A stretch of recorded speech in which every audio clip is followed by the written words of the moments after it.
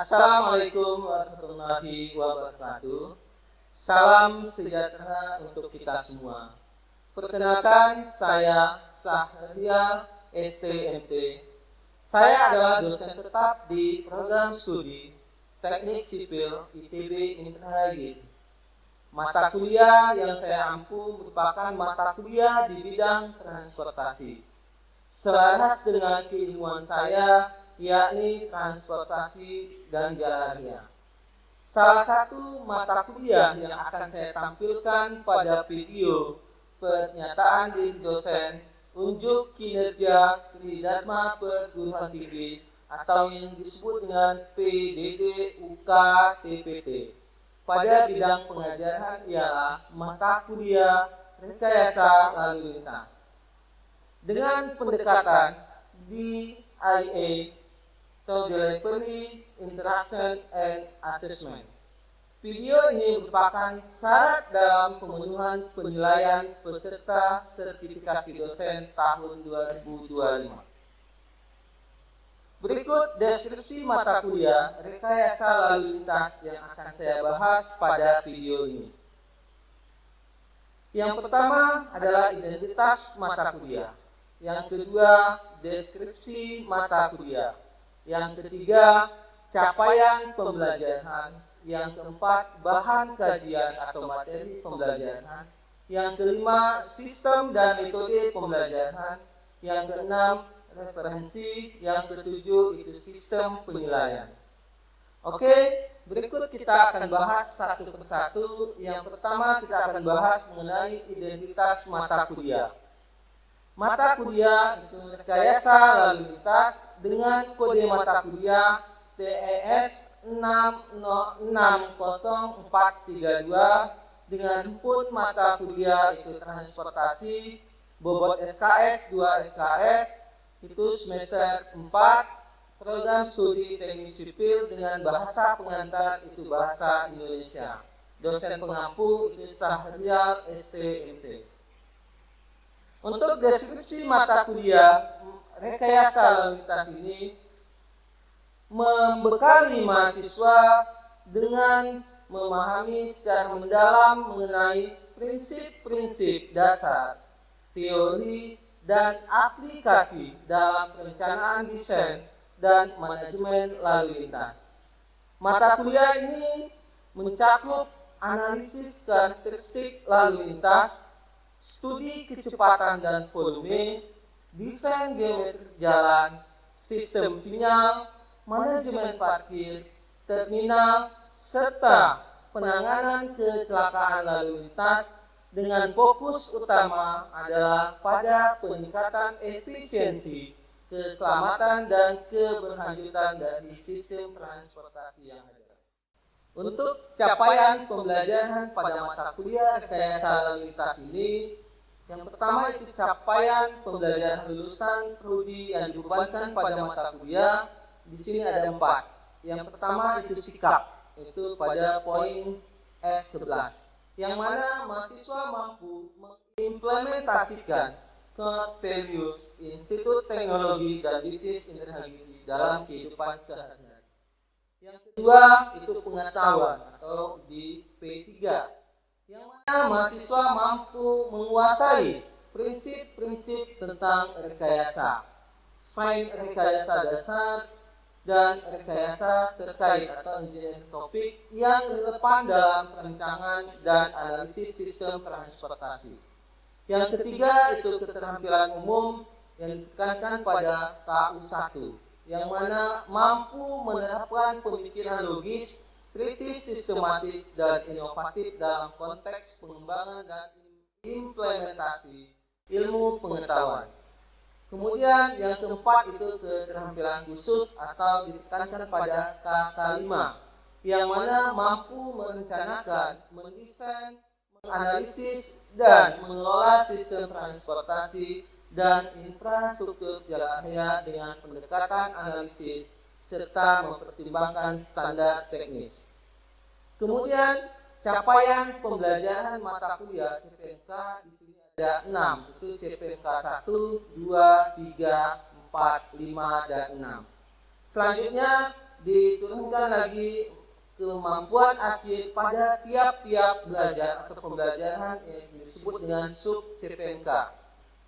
Di sini ada 25 sub CPNK yang diharapkan mahasiswa mampu untuk memahami dan melaksanakan, serta ini diharapkan pada capaian pembelajaran. Selanjutnya, untuk bahan kajian atau materi perkuliahan itu pertama yaitu mengenai pengantar perkuliahan dan pengantar gaya lalu lintas. Minggu kedua itu karakteristik dasar lalu lintas, klasifikasi kendaraan, dan metode survei lalu lintas. Pertemuan ketiga itu studi kasus, yang mana nantinya kita akan melakukan studi kasus tentang bagaimana pengukuran kecepatan pada lokasi tertentu. Yang keempat itu analisa data kecepatan. Yang kelima itu konsep dasar kapasitas jalan. Yang keenam itu tingkat pelayanan. Minggu ketujuh itu desain geometri jalan pada bagian awal. Yang kedelapan itu ada ujian tengah semester, yang mana akan mengevaluasi pemahaman mahasiswa itu materi pertemuan 1 sampai dengan pertemuan ke-7. Kemudian untuk materi pembelajaran pada minggu ke-9 itu desain geometri lanjutan. Yang ke-10 itu persimpangan dan kinerja persimpangan titak bersinyal.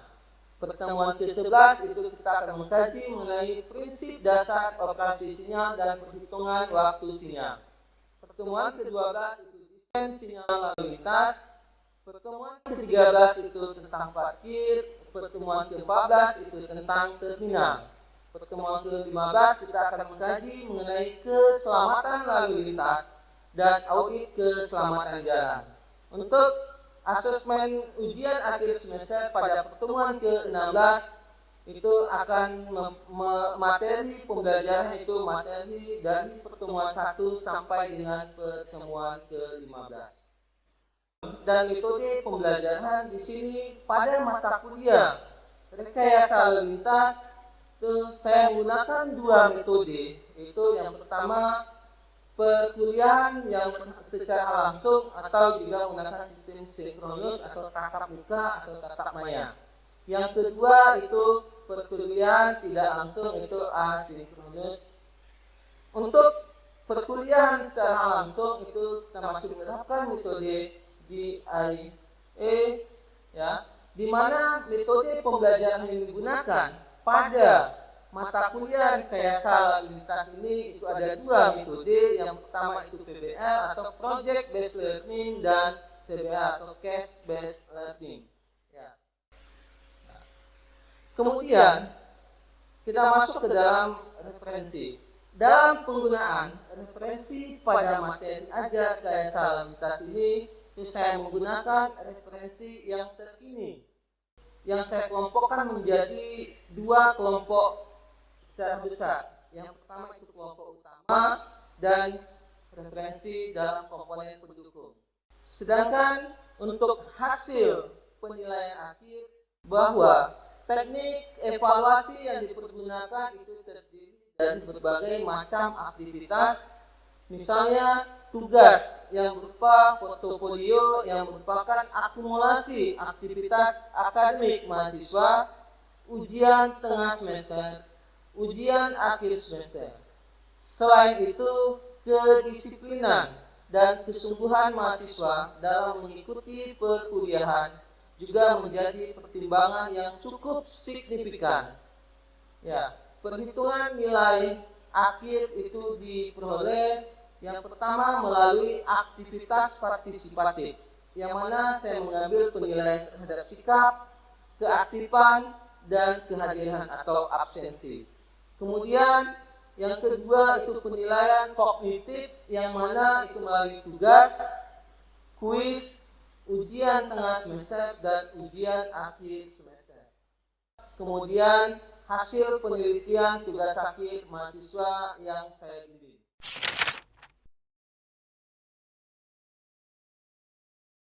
Bismillahirrahmanirrahim. Assalamualaikum warahmatullahi wabarakatuh. Waalaikumsalam warahmatullahi wabarakatuh. Salam sejahtera bagi kita semua. Selamat siang. Pada pertemuan terakhir kita atau di pertemuan ke-15 mata kuliah rekayasa lalu lintas ini, ada yang nggak masuk? Ketua kelas? Ada, Pak. Siapa? Satu orang mahasiswa atas nama Fajar Agustus Rahman dengan alasan lagi sakit, Pak. Oke. Baiklah. Sebelum Bapak masuk ke materi ke-15 itu tentang keselamatan lalu lintas dan audit keselamatan jalan.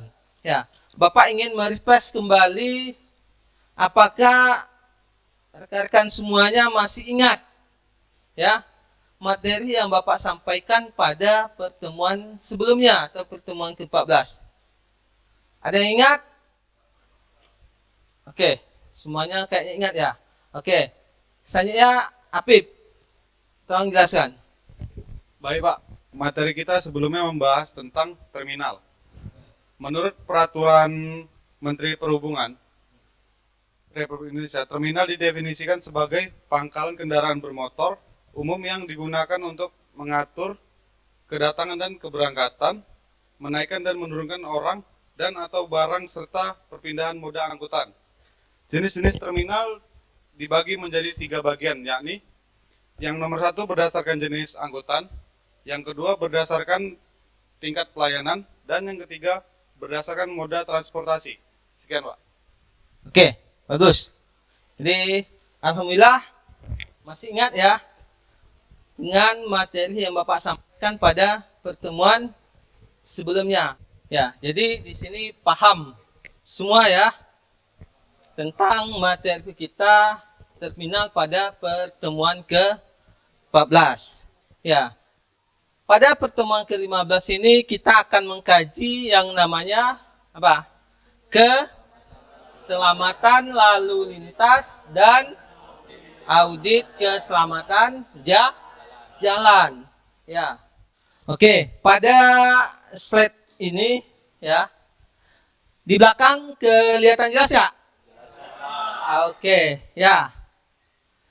Pada slide kedua ini untuk materi keselamatan lintas ini, ya, saya akan mencoba bagaimana rekan-rekan semuanya bisa menalar atau mendeskripsikan, ya, atau bahasanya bisa menganalisis, ya, apa sebenarnya nilai yang bisa kita ambil pada slide ini atau pada gambar yang ada di depan ini. Siapa yang bisa? Saya, Pak. Oke. Mas Salam. Menurut analisis saya, Pak, terlihat 2 mobil bertabrakan di persimpangan jalan. Mobil sedan biru mengalami kerusakan parah di bagian depan kaca pecah, sementara mobil hatchback merah ringsek di bagian kap dan samping. Pecahan kaca dan serpihan kendaraan berserakan di aspal menunjukkan kuatnya benturan. Rambu lalu lintas berwarna kuning juga terlihat mengindikasikan kemungkinan penyebab kecelakaan ini adalah pelanggaran lampu lalu lintas atau pengemudi. Oke. Ya. Jadi apa yang disampaikan oleh temannya tadi, ya. Si Ahmad Salam dia mencoba mendeskripsikan atau menganalisis apa objek yang dilihat pada slide tersebut. Ya. Dia menyampaikan bahwa di sini ada terjadi yang namanya apa? 2 kendaraan yang tabrakan. Padahal di sini apa? Analisa kita apa? Di sini ada rambu. Kenapa kok masih bisa terjadi kecelakaan kemudian di persimpangan? Ya. Baiklah. Di sini pada pertemuan 15 ini, ya, tentang keselamatan lintas, ya, ada 3 capaian pembelajaran yang harus kalian dapatkan nantinya setelah mengikuti materi pertemuan ke-15 atau materi keselamatan lalu lintas dan audit keselamatan jalan. Yang pertama itu apa? Mahasiswa. Ingat, mahasiswa berarti siapa objeknya? Kalian, bukan Bapak ya. Bapak sebagai fasilitator yang menyampaikan. Ya, objek Bapak adalah kalian. Ya, mahasiswa ini mampu mengidentifikasi. Ya, ingat bahasanya mampu. Ya, untuk mengidentifikasi faktor-faktor penyebab kecelakaan lalu lintas. Yang kedua, sama, kan juga harus mampu. Mampu apa? Menjelaskan metode analisis kecelakaan lalu lintas. Yang selanjutnya masih mampu, tapi mampu memahami konsep auditnya. Ini sudah pekerjaan nih. Ya, audit keselamatan jalan. Ya, ini sudah ada kata kerja di sini. Ya, kalau di sini mungkin masih karena masih mengidentifikasi. Ya, kemudian akan coba menjelaskan. Ya, apa saja metode yang bisa kita gunakan. Tapi di poin ketiga ini sudah dalam ya. Kan harus mampu memahami konsep audit. Ya, karena di sini nanti Bapak akan memberikan tugas. Oke. Jadi di dalam mata kuliah rekayasa lalu lintas ini dan materi keselamatan lalu lintas dan audit jalan ini, yang pertama kita mengidentifikasi atau identifikasi faktor penyebab kecelakaan. Oke. Baru sebatas dia tahu apa? Dia melihat, oh tadi pada saat saya mau ke kampus, Pak, di ruas Jalan Sultan saya menemukan ada kecelakaan. Ya, antara sepeda motor dengan sepeda motor, tepatnya di persimpangan. Ya, hanya sebatas melihat. Ya, tetapi juga di antara kita juga sudah pernah menjadi korban kecelakaan. Ya, jadi sekarang kita lihat apa sebenarnya yang menjadi penyebab kecelakaan. Sebenarnya faktor utama penyebab kecelakaan itu, ya, ada berapa? Nih. Ya, kita sering mendengar namanya apa? 3E plus 1M. Yang E pertama itu apa? Engineering. E yang kedua?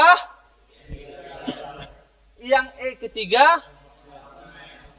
Kemudian yang 1M-nya apa? Man. Ya, jadi ada 4 yang menjadi faktor utama kecelakaan. Ya, yang kita lihat salah satu apa? Engineering atau rekayasa tekniknya. Yang menyebabkannya itu apa?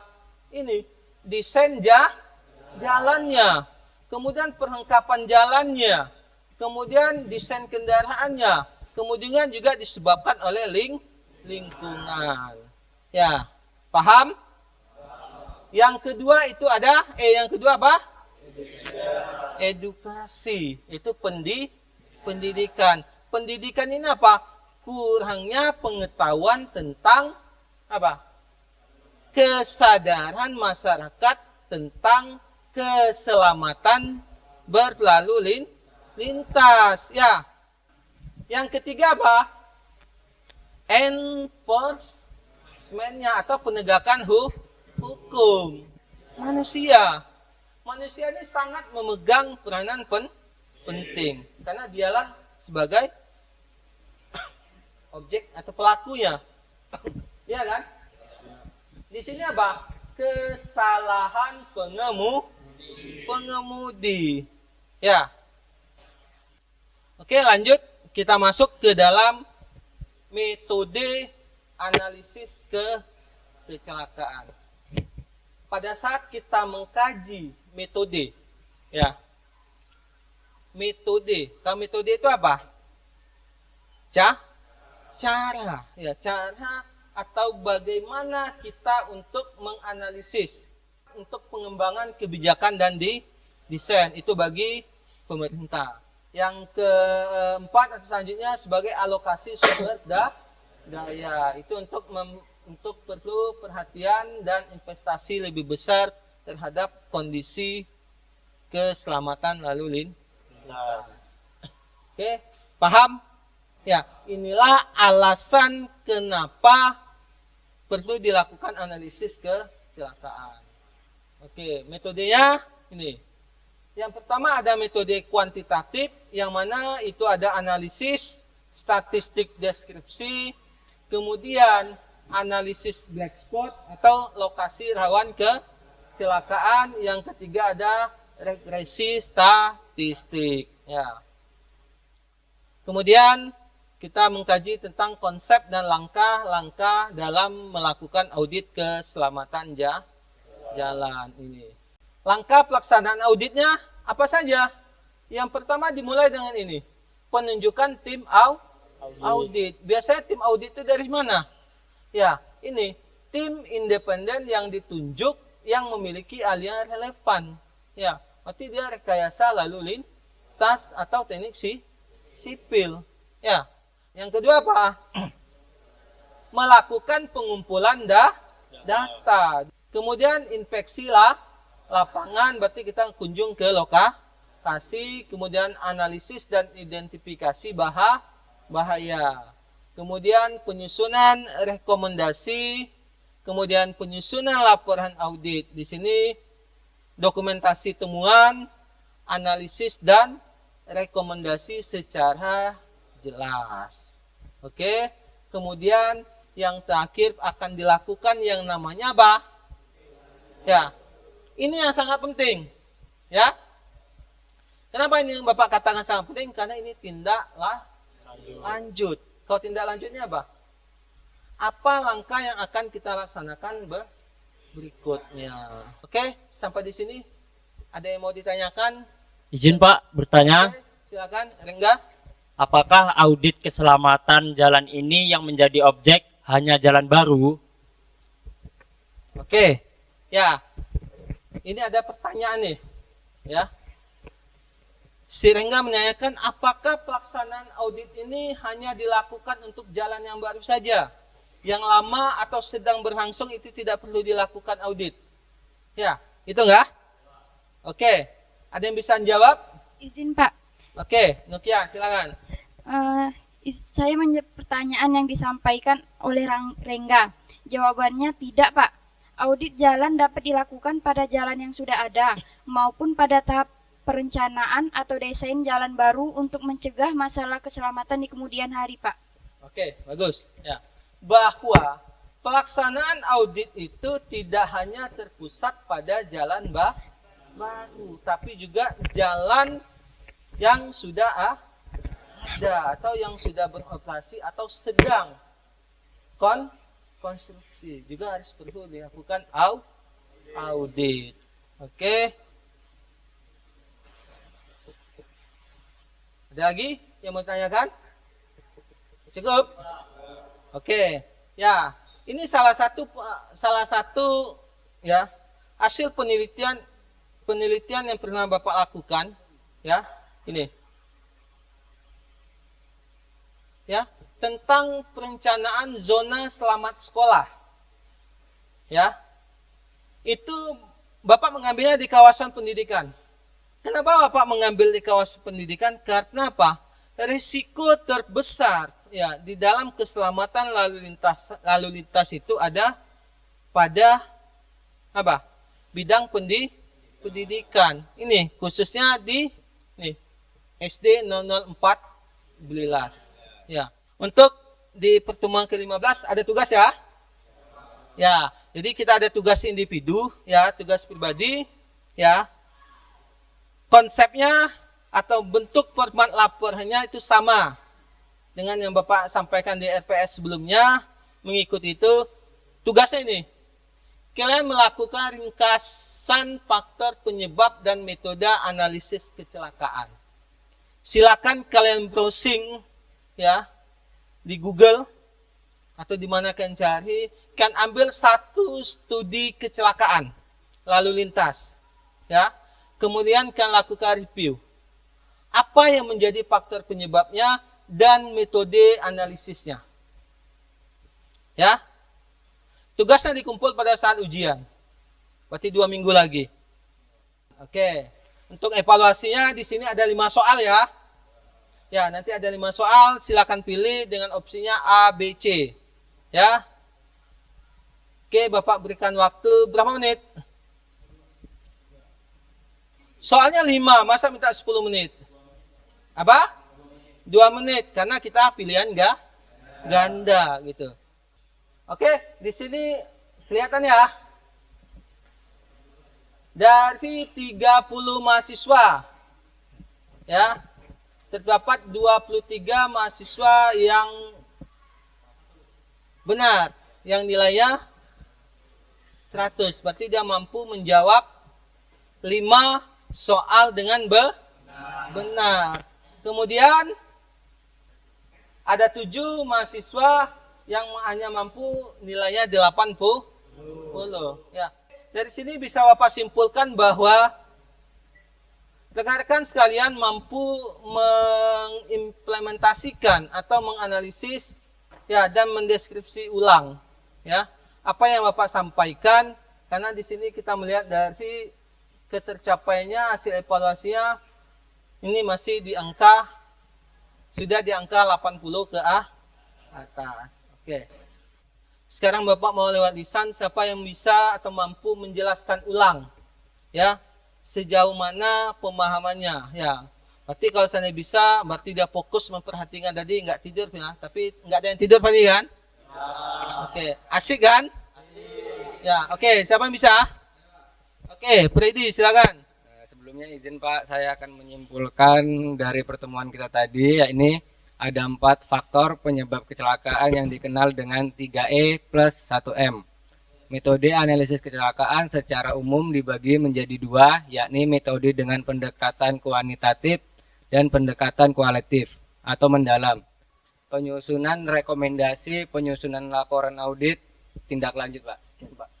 Oke, ya, jadi apa yang disampaikan oleh Freddy tadi itu sudah mampu menyimpulkan ya apa yang menjadi tujuan atau capaian dari pembelajaran kita untuk materi keselamatan jalan dan audit keselamatan jalan. Oke, baiklah, untuk materi pertemuan ke-15 ini Bapak cukupkan sekian ya. Terima kasih telah mengikuti perkuliahan dengan baik ya. Kemudian masuk tepat waktu, kemudian mengikuti aturan main yang telah kita sepakati pada pertemuan awal ya, karena ini pertemuan terakhir kita, pertemuan ke-15 ya.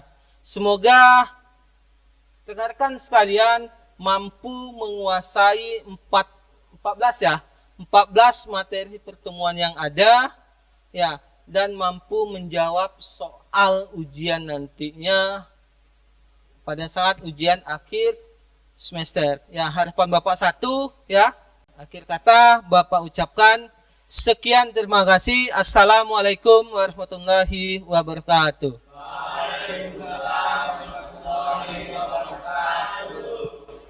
Demikianlah video pernyataan diri dosen unjuk kinerja Tridharma Perguruan Tinggi PDD UK TPT bagian pengajaran saya. Semoga video ini menjadi gambaran pembelajaran sesuai dengan bidang keilmuan Bapak Ibu semua. Sekian, saya sudahi dengan Assalamualaikum warahmatullahi wabarakatuh.